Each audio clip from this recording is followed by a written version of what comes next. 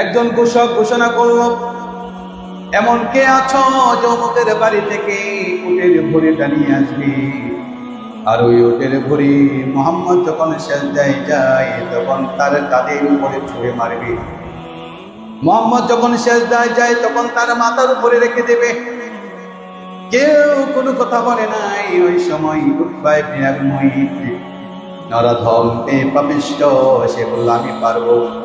এই বলে কথা মতো অমুকের ঘর থেকে উটের ভুঁড়ি নিয়ে আসলো এবং আল্লাহ রাসূল সাল্লাল্লাহু আলাইহি ওয়াসাল্লাম দুজানের বাদশা, আমাদের কলিজার টুকরা, জীবনের চেয়ে প্রিয় নবী মুহাম্মদ সাল্লাল্লাহু আলাইহি ওয়াসাল্লাম যখন সিজদায় যায়, সাথে সাথে উকবা ইবনে আবী মুঈত ওই উটের ভুঁড়িটাকে আমার নবীর মাথার উপরে রেখে দেয়। আল্লাহর নবী এমন এক পরিস্থিতির শিকার হয়, হাজারবার চেষ্টা করছেন কিন্তু তার মাথা উঠাইতে পারছেন না। বলছেন, কে আছো?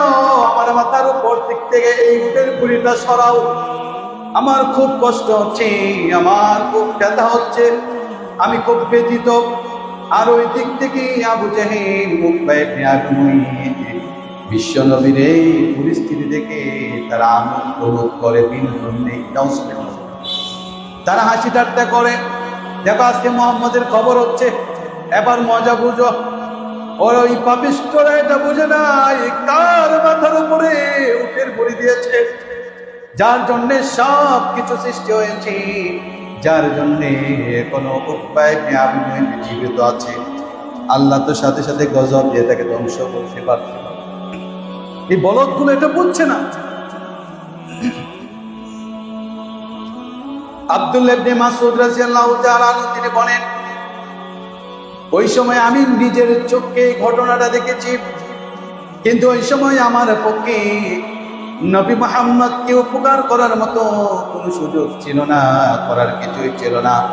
ঠিক ওই সময় আল্লাহ রাসূলের কলিজার টুকরা ফাতিমা শুনে দৌড়ে আসলো, এসে বলল, আমার বাবার সাথে এরকম খারাপ আচরণ কে করেছ? তখন তারা আবু জাহল হাসি ঠাট্টা করতেছে। ফাতিমা রাদিয়াল্লাহু তাআলা আনহা তিনি শরীরের শক্তি দিয়ে মাথার উপরে থাকা উটের ভুঁড়িটাকে সরাইয়া দিলেন। আল্লাহ রাসূল মাথাটাকে উঠাইয়া তখন তিনি বড় কষ্ট হৃদয়ের যাতনা নিয়ে বলেছিলেন, ব্যতিক্রমে একটা বদদোয়া করেছিলেন। আল্লাহ নবী বলছেন, আমি আমার জীবনের এই সময়টা খুব কষ্ট পেয়েছি। এই সময় আল্লাহ রাসূল কয়েকজনের বিরুদ্ধে বদদোয়া করেছিলেন। আবু জাহেলের বিরুদ্ধে বদদোয়া করেছিলেন, উতবা ইবনে রাবিয়ার বিরুদ্ধে বদদোয়া করেছিলেন, সাইবা